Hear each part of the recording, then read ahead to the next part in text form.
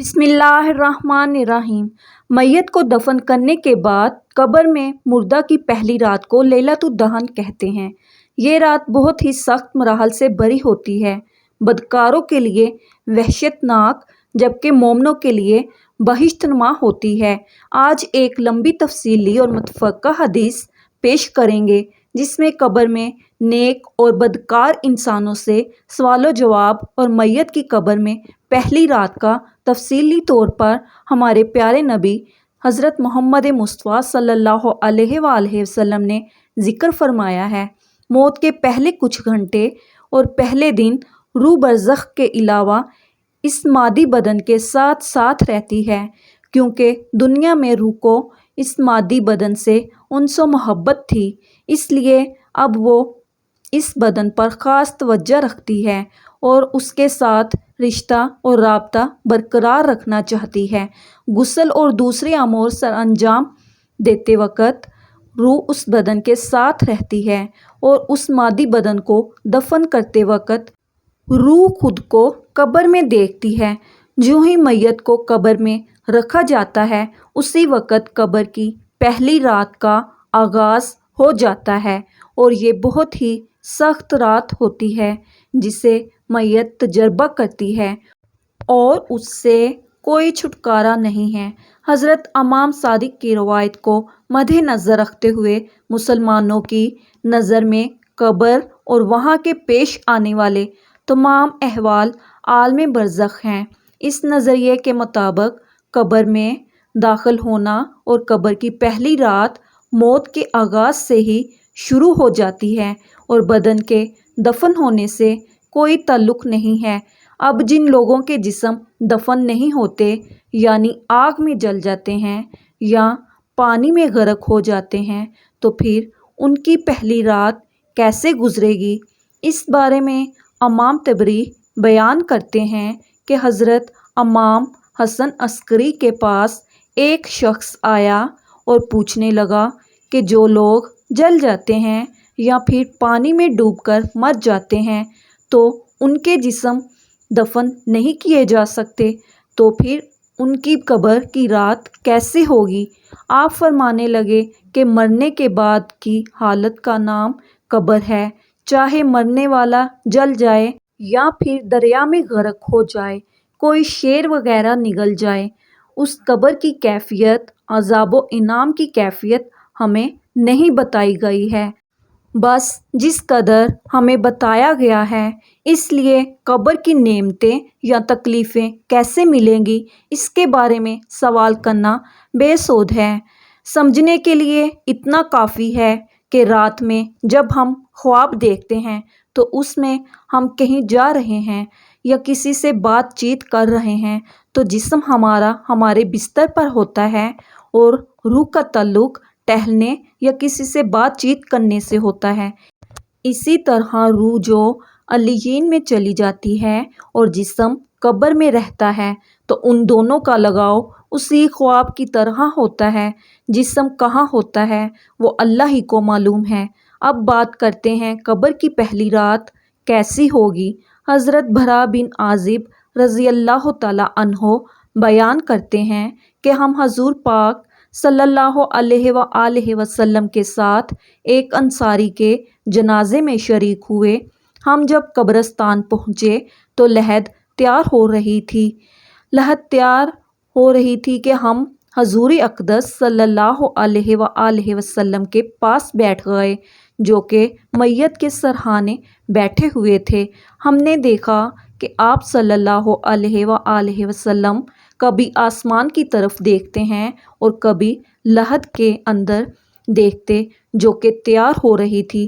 3 مرتبہ ایسا کرنے کے بعد حضور اقدس صلی اللہ علیہ وآلہ وسلم نے اس طرح سے دعا مانگی: اے اللہ، میں عذاب قبر سے تیری پناہ چاہتا ہوں۔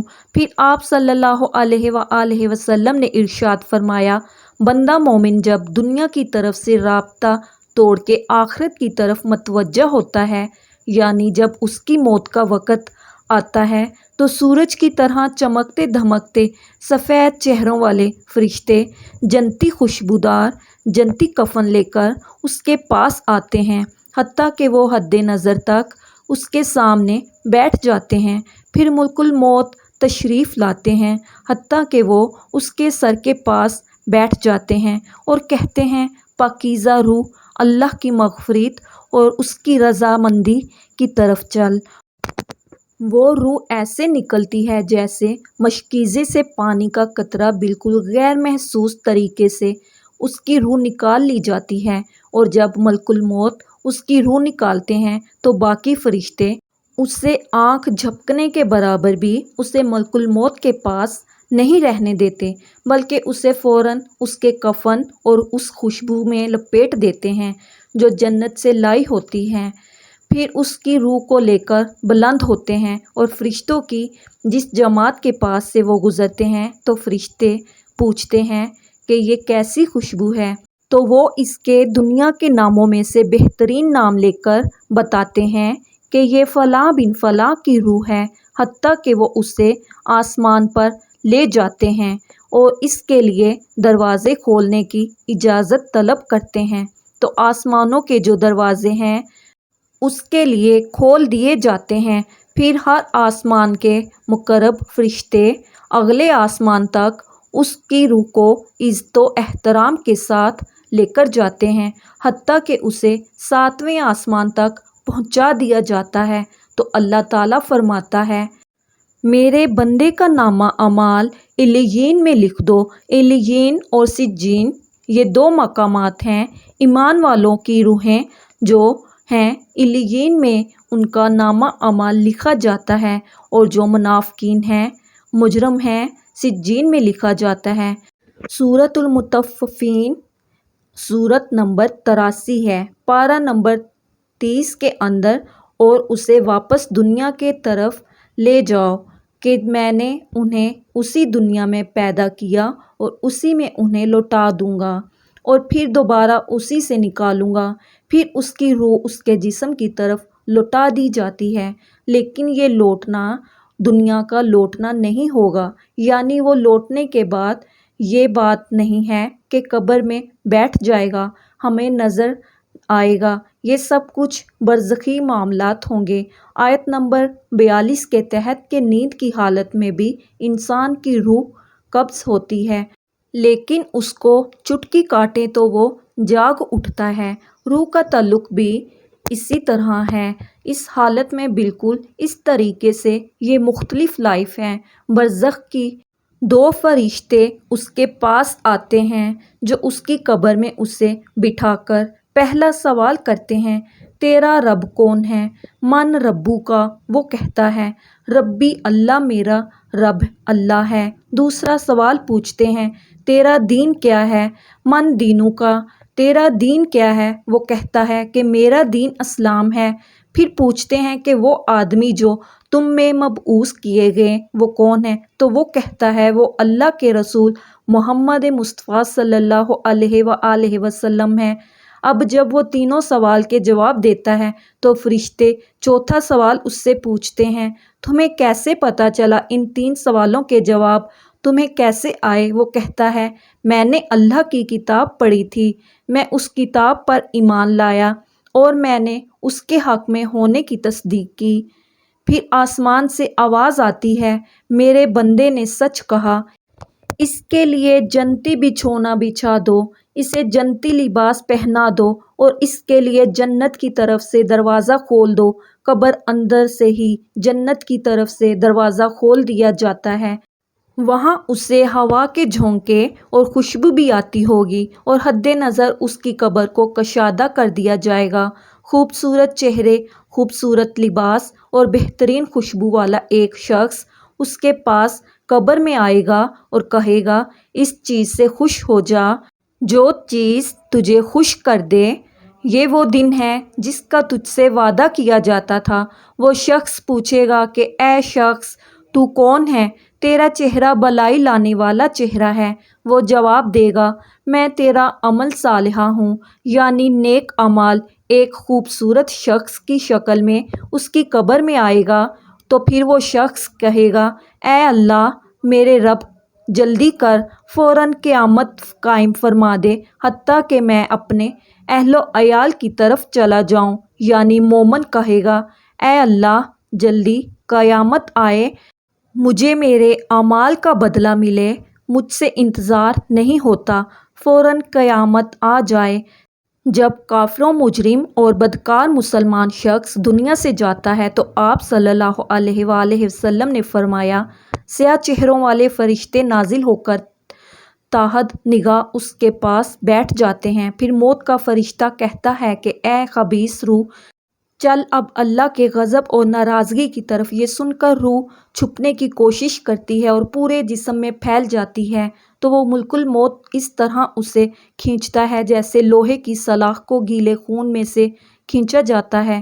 اس کی نسیں اور پٹھے ٹوٹ پھوٹ جاتے ہیں، اس کی حالت ایسے ہو جاتی ہے جیسے دھنی ہوئی روئی میں سے کانٹے دار چھڑی نکالے تو روئی کے گالے اس میں پیوست ہو جاتے ہیں۔ پھر ملک الموت سے باقی فرشتے اس کی روح کو لے کر پلک جھپکنے کے برابر بھی وہاں رہنے نہیں دیتے، حتیٰ کہ وہ اسے بالوں سے بنے ہوئے کمبل میں لپیٹ لیتے ہیں اور اس سے زمین کے مردار سے نکلنے والی انتہائی بری بدبو نکلتی ہے۔ وہ اسے لے کر اوپر چڑھتے ہیں تو فرشتوں کی جس جماعت کے پاس سے گزرتے ہیں تو وہ فرشتوں کی جماعتیں یہی کہتی ہیں کہ یہ کیسی خبیث روح ہے۔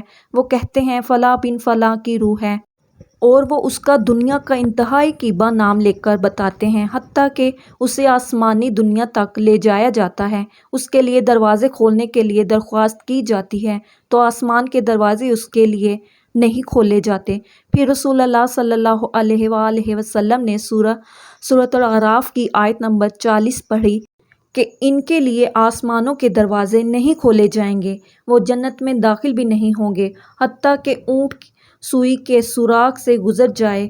یہ سورۃ الاعراف کی آیت آپ صلی اللہ علیہ وآلہ وسلم نے پڑھی۔ آپ صلی اللہ علیہ وآلہ وسلم نے فرمایا کہ اللہ تعالیٰ فرماتا ہے اس خبیث روح کا نام اعمالہ سب سے نچلی کتاب سجین میں لکھ دو۔ پھر اس کی روح کو شدت کے ساتھ پنجا جاتا ہے۔ پھر آپ صلی اللہ علیہ وآلہ وسلم نے فرمایا ہم نے یہ آیت تلاوت فرمائی سورۃ الحج کی، جو شخص اللہ کے ساتھ شرک کرتا ہے گویا وہ آسمان سے گر پڑتا تو پرندے اسے اچک کر لے جائیں یا کسی دور جگہ پر پھینک دیں۔ حضور صلی اللہ علیہ وآلہ وسلم نے فرمایا پھر اس کی روح کو وہیں سے نیچے پھینک دیا جاتا ہے اور وہ اپنے جسم میں آ کر گرتی ہے اور دو فرشتے اس کے پاس آ کر اس سے پوچھتے ہیں تیرا رب کون ہے؟ اب اس سے بھی سوال ہوتا ہے، وہ حیرت زدہ ہو کر کہتا ہے ہائے افسوس، ہائے افسوس، میں نہیں جانتا، میں نہیں جانتا۔ پھر پوچھتے ہیں تیرا دین کیا ہے؟ پھر وہ حیرت زدہ ہو کر کہتا ہے ہائے افسوس، ہائے افسوس، میں نہیں جانتا، میں نہیں جانتا۔ پھر اس سے پوچھتے ہیں کہ جو شخص تم سے مبعوث کیے گئے وہ کون تھے؟ تو وہ کہتا ہے ہائے افسوس، ہائے افسوس، میں نہیں جانتا، میں نہیں جانتا۔ پھر آسمان سے آواز آتی ہے اس نے جھوٹ بولا، اس کے لیے جہنم کا بچھونا بچھا دو، اور بخاری میں الفاظ ہیں۔ اس کے جواب میں فرشتے پھر اس سے چوتھا سوال کیا کرتے ہیں او تو نے خود پڑھ کر سمجھنے کی کوشش کیوں نہیں کی، یا جو لوگ سمجھے ہوئے تھے، کتاب و سنت پر چلنے والے لوگ تھے، ان کے ساتھ تو کیوں نہیں چلا؟ اللہ تعالیٰ فرماتا ہے اس کے لیے جہنمی بچھونا بچھا دو اور جہنم کی طرف ایک دروازہ کھول دو، وہاں سے گرمی اور گرم ہوا اس کی قبر میں آتی رہے گی۔ اس کی قبر کو اس قدر تنگ کر دیا جائے گا کہ اس کی پسلیاں ایک دوسرے کے اندر داخل ہو جائیں گی، اور کیبا چہرے والا شخص کیبا لباس میں، انتہائی بدبودار لباس میں اس کے پاس آئے گا اور اسے کہے گا تمہیں ایسی چیزوں کی بشارت ہو جو تمہیں غم زدہ کر دیں، اور وہ تیرا دن ہے جس کا تجھ سے وعدہ تھا۔ وہ پوچھے گا تو کون ہے؟ تیرے چہرے سے تو خیر کی توقع نظر نہیں آتی۔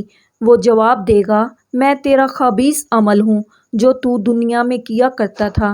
پھر وہ کہتا ہے اے میرے رب قیامت قائم نہ کرنا، اے میرے رب قیامت قائم نہ کرنا۔ اللہ پاک سورہ یاسین کی آیت نمبر 52 میں فرماتا ہے یعنی جب قبروں سے نکالا جائے گا مجرموں کو، وہ کہیں گے ہائے افسوس، ہمیں کس نے ہماری قبروں سے باہر نکالا؟ تو اللہ تعالیٰ فرمائے گا جس کا وعدہ رحمان نے کیا اور رسولوں نے۔ اللہ تعالیٰ ہم سب مسلمانوں کو نیک اعمال کرنے کی توفیق عطا فرما، آمین یا رب العالمین۔